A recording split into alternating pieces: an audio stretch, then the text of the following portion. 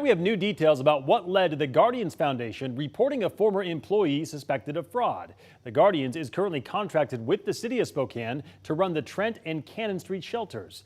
KREM 2's Janelle Finch is in the newsroom tonight with a timeline of what we now know. Janelle?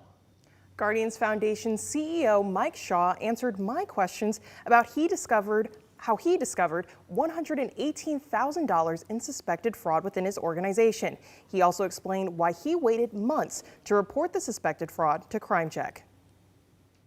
According to Shaw, in early spring of this year, the Guardian's internal audit team found anomalies in its transaction reports.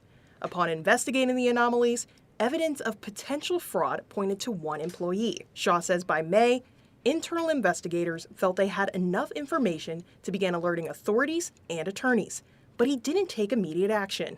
I knew that what I had was there for my time in choosing. Months go by. Then August 11th, Shaw got a 4-page written confession from the suspected employee. And in that same month, City Council approved a $6.5 million contract to the Guardians Foundation to open the Trent shelter, which began operating September 6th. We had to gear up a huge employment staffing increase, which was successful, get the building successfully started up, and monitor the operations for the first week or so to make sure that we're in a rhythm that makes sense for everybody. To explain why Shaw waited to notify officials, he says his top priority was getting the shelter up and running, and he would deal with his employee later. I have her. I got her number. The most important thing is getting these people off the streets. Shaw says the suspected employee's final day was September 23rd, nearly a full month after they wrote out their confession to the alleged crimes. That's when everyone in the whole building turned and looked at Mike Shaw and said, "When you calling Crime Check?"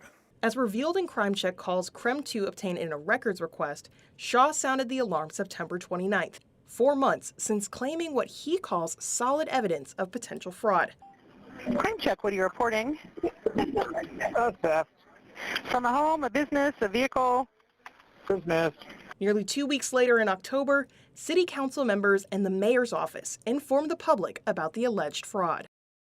There's a lot going on here, a lot to keep track of. What happens next? Well, Shaw says the Guardians Foundation is working on a summary of funds to find out where the money was taken from. It could have been grant money or city money. The city is also continuing its audits, as well as Spokane Police is also doing its own investigation. All right, keep us posted on what you find. Thank you, Janelle. In other news, we are digging deeper into the contracts the city has had with the Guardians Foundation. We've obtained copies of all the contracts the city has had with the Guardians since 2018. In total, the city has contracted over $9.5 million with the Guardians. Their very first contract with the city was in late 2018 for running warming shelters across the city during winter months. They were paid just over $644,000 with the contract lasting until May of 2019. The next contract was a 90-day extension contract to take over operations at the Cannon Street shelter in June of 2021. They were given another $405,000. When that contract ended at the end of September of last year, the city approved another $1.8 million contract for operations at the Cannon Street shelter. The contract went until June of this year, and in December of last year, Guardian signed a contract to provide low-barrier emergency shelter to 40 people a night for over $356,000. The following month, Guardians ran the warming shelter at the convention center. That contract was for more than $136,000 for running that shelter for 2 weeks. Now, fast forward to August of this year, City Council approved the $6.5 million contract to operate the Trent shelter until the end of 2023.